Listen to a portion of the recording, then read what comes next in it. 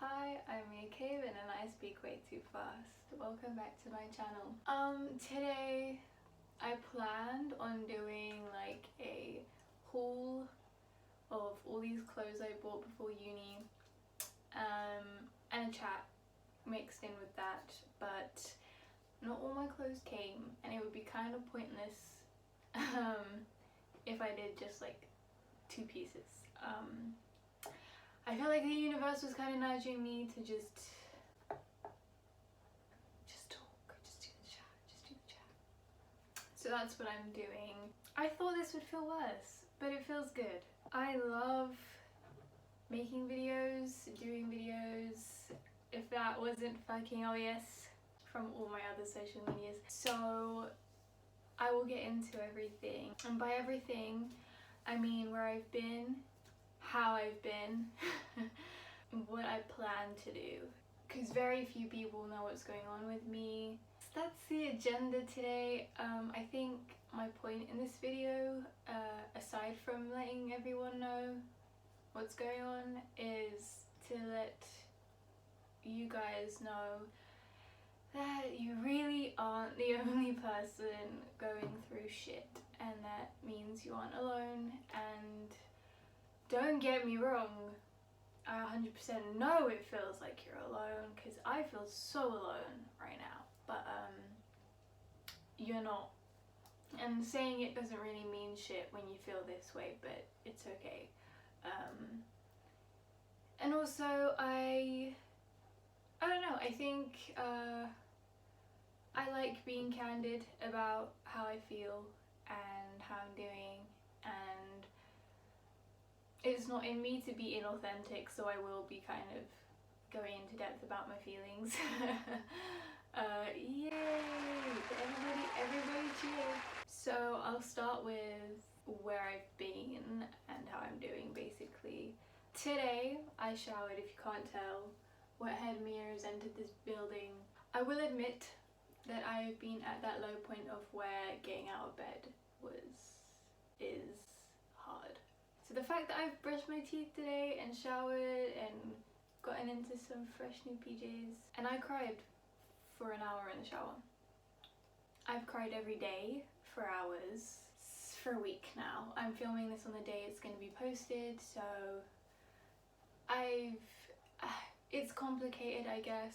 I'll kind of go through what's been going on with me. I think the main thing is that I really miss someone, and I don't know what's going on there. So I'm in a lot of pain with that situation, and I don't like that. I don't like that I'm in pain over it, because it's not in me usually. Like, I taught myself to get over someone quickly, but this one hurts. This one really hurts. And I don't want to be like so blasé about it and be like, oh, I'll get over it, because I right now feel like I won't, and that's also okay, I guess. I hate not knowing what's going on. I hate missing someone to the point where it's like, I just want to know how your day was. If I don't cry during this entire video, I deserve a fucking gold star, okay? That's at the top of my brain right now, and my brain has just been like circling all these issues that I've got going on. So that's the main one, that's at the forefront. And I will say that if you are in a position where you're able to say you love someone, where you're able to say I love you, where you're able to say I miss you, or I'm sorry, or whatever it is that you need or want to say, please just say it.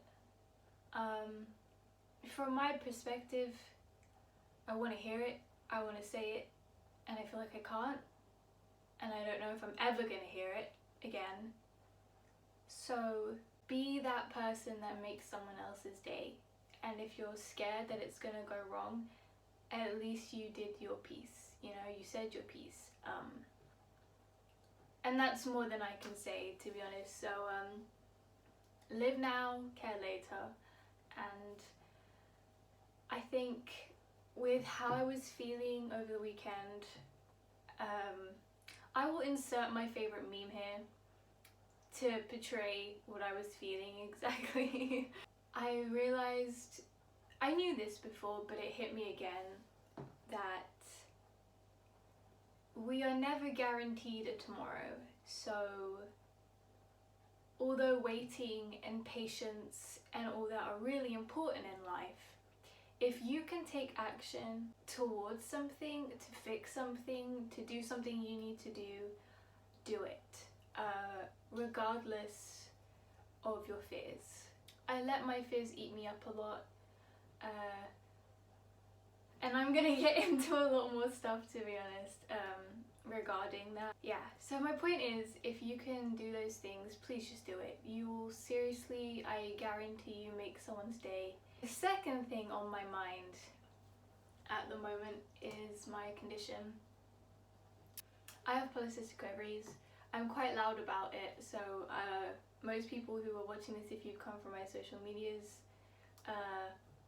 you will probably know I have it. I've spoken about it plenty of times before. So after my moment of feeling meme, my body decided to give in alongside my mental state. And I was almost hospitalized 3 times in like 3 days.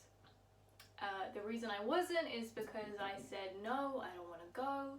Oh my god, okay, so I filmed that entire video and it deleted because my phone died. So I'm gonna have to do all of that really quickly again, and it was 40 minutes long. My clothes came. I've lost a lot of weight because of my condition, so my trousers do not look great. They're flares though, so they're kind of cute. This top I'm obsessed with. You can see my nipples. I'm gonna go pop my other shirt and we'll get into it. I had like a 6-day bed rest. They put me on new meds, then told me to stop taking those meds, and it's a mess. It's on my mind by force because it's happening. And the only reason I didn't actually go to hospital, despite crying my eyes out for 6 hours straight because of the pain I was in, I said I didn't want to go. So that's that. The third thing on my mind is uni. I'm not mentally prepared to go back, even though I think it's for like 3 weeks. Mainly because the hours and the course itself. The teachers are so lovely, genuinely so supportive. I'm really lucky in that aspect, but the hours are a lot. I'm there from 10:30 to 5:30 on Mondays, and then 9 until 5:30 on Tuesday, and then 9 until 12, which is great on Wednesday because it was 5:30 before. But then I have a bunch of online lessons as well, and I don't actually have to be on campus Thursday and Friday, but it's still a lot for me. So I'm planning on having like a meeting with them. They know what's going on. Like I said, they're really supportive. But the course itself, I love film. It's kind of obvious, but I don't feel like it's doing me any justice. And because I am the way I am, I did a lot of studying prior to even knowing I wanted to do film for life. So everything I'm being taught, I already know. And the other things I don't know, I don't want to learn. It's not significant to me. You know, I don't want to go work for the fucking BBC. I don't want to work here, really.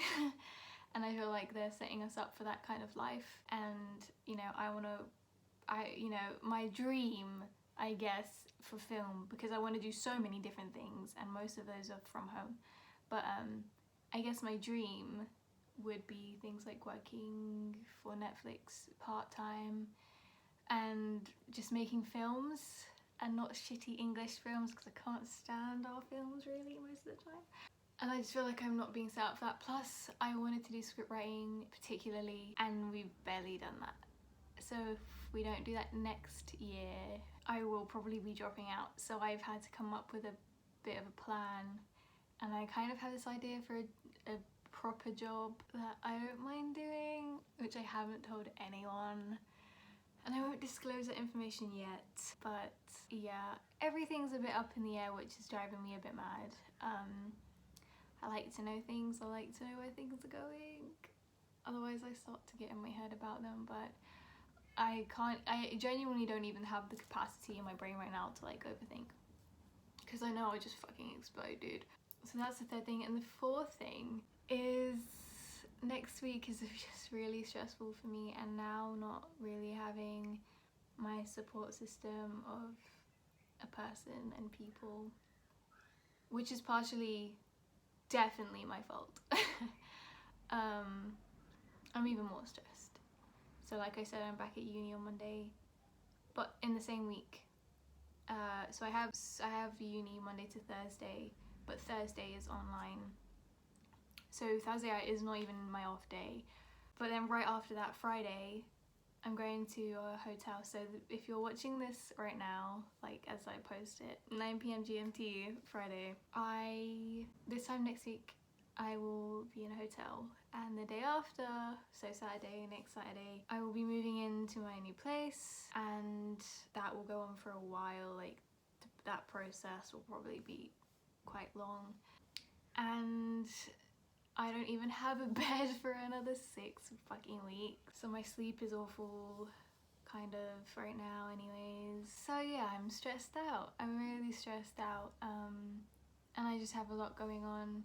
And the one thing that calmed me down feels like it was stripped from me. So I'm gonna go into why I left and am still not coming back to social media, and and what I've planned, I guess, and how I'm coping.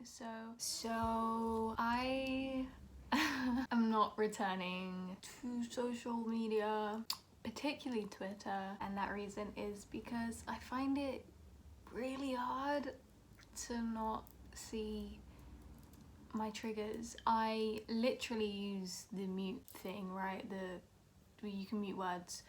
I muted Leo, Pisces, Virgo because if you're a part of spiritual Twitter, you know that it's a whole thing to have like collective messages on the timeline and stuff. And they always say if the message makes you anxious, it's not for you, or like, you know, if it doesn't resonate, it's not for you. And even though I have that knowledge and I preach that knowledge, I find myself still getting really anxious and triggered by it. So I muted Leo, Virgo, Pisces, as that's my big 4, and I still kept seeing it. And in general, there are things that I see that trigger me, and I feel like at this rate, it's just me doing it to myself. So for now, Twitter is most definitely on the back burner. I am aware that that's how I book like all my readings basically. But this month, regardless of everything that's happened, my plan was to set up a page on my website and like kind of redo my website where you can book readings. So aside from these video links that I will be posting via YouTube, not via the app, the next time you hear from me probably will be me saying, okay, I've got a page up on my website now. If you want to book a reading, that's where to do it. However, I'm not doing readings right now. Like I said, I have a lot going on in the next few weeks. I won't have a bed for 6 weeks, and so until I'm settled, I won't be taking any readings on because I just won't have the space or the time right now to do it, and I guess I need a break anyways.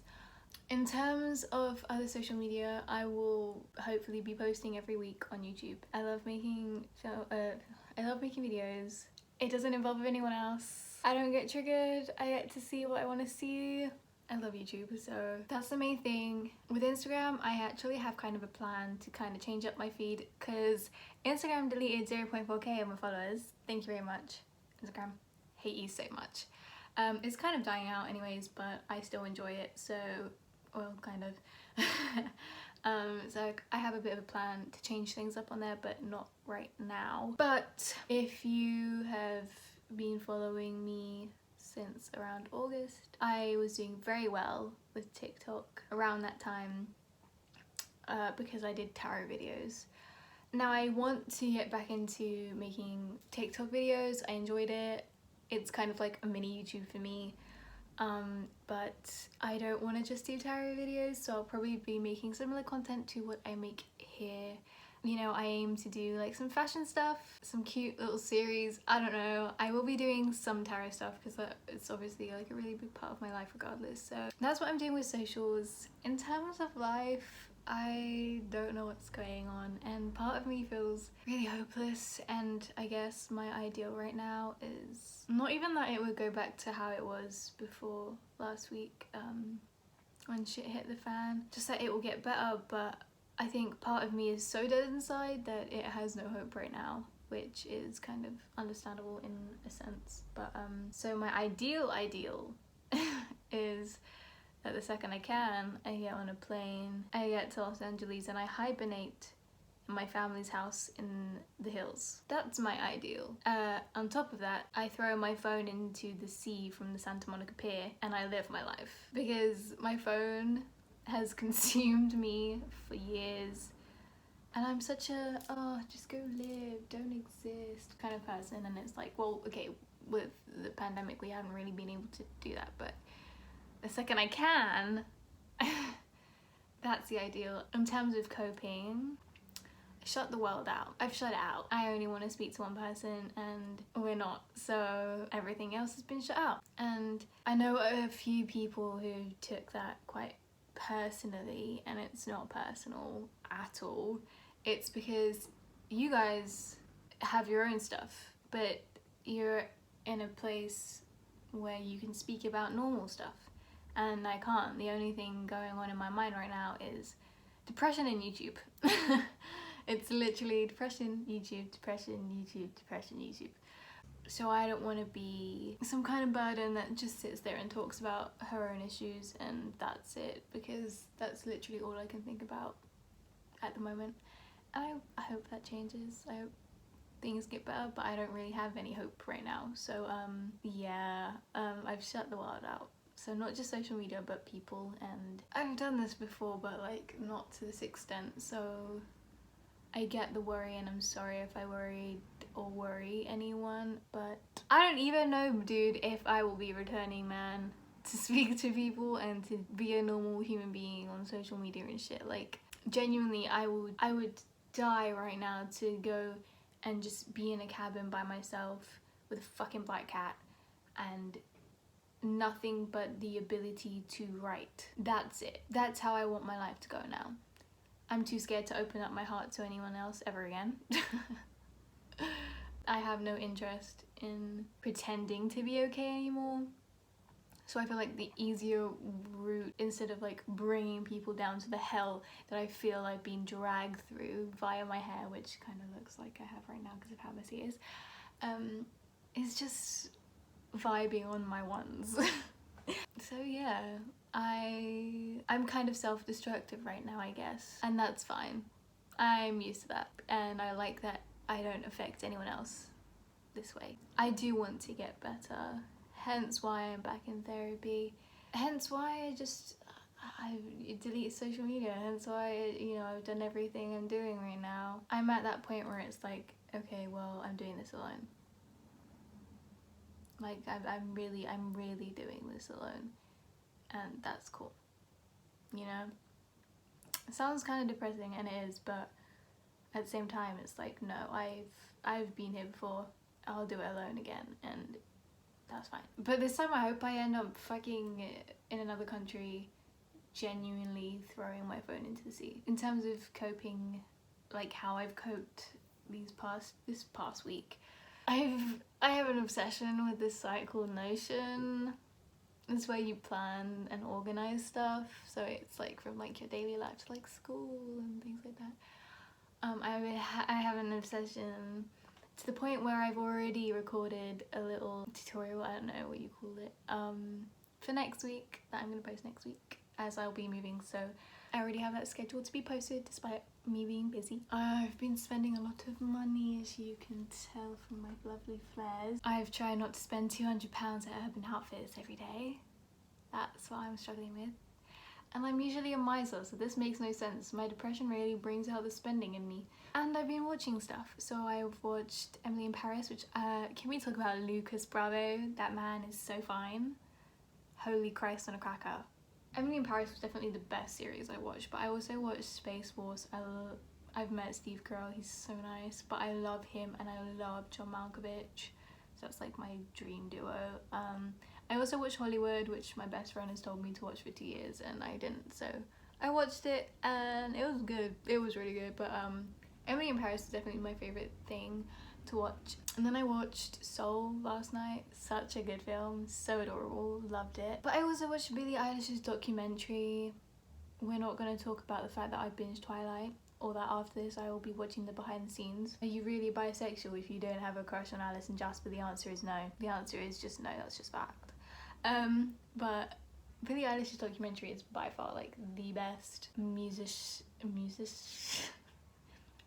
documentary I've watched. I've watched Shawn Mendes, Grandson, Ariana Grande. I think I've watched a few more. I have no interest in shit like Justin Bieber and Taylor Swift really, but I've watched like old ones, you know, like of sick bands and stuff like from the 80s. But my favourite by far is the Billie Eilish one.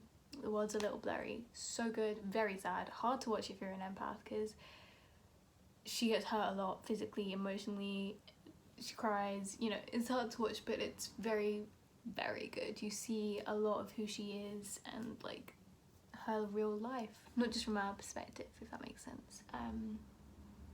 So yeah, that's how I've been coping, distracting myself that way. I think I want to end this by saying that I'm not okay, and it's okay that I'm not okay, and I don't know when I'm gonna be okay, and I don't know how I'm gonna be okay, and you can tell from my bags that I've cried for hours on end every single day for 7 days straight. So true. It's okay not to be okay.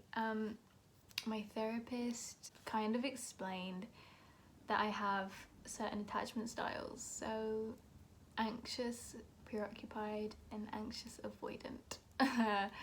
There's like 4, but anxious preoccupied is when you get really clingy and paranoid, and when you're in something good and stable you kind of ruin it for yourself because you have this fear and trauma that it's gonna abandon you, and I hate that because it kind of came true, so that is what it is. But then there's anxious avoidant.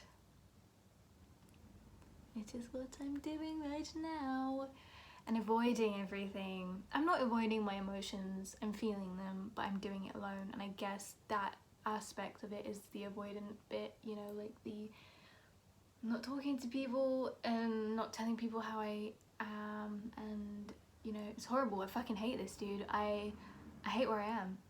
I will be so dead serious with you. I fucking hate this with all of me.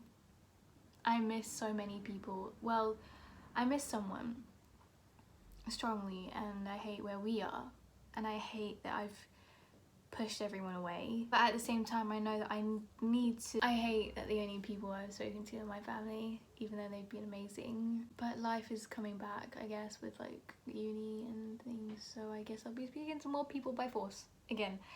But I hate where I am. I feel awful. I mean, I'm better in one sense, but I'm really not in every other sense, and that's just life, isn't it? And I know I'm all smiley and stuff, and I don't want to be inauthentic and be like, oh, I'm so happy right now, like, oh, I feel so much better with 1 week off my phone. Like, no, not at all.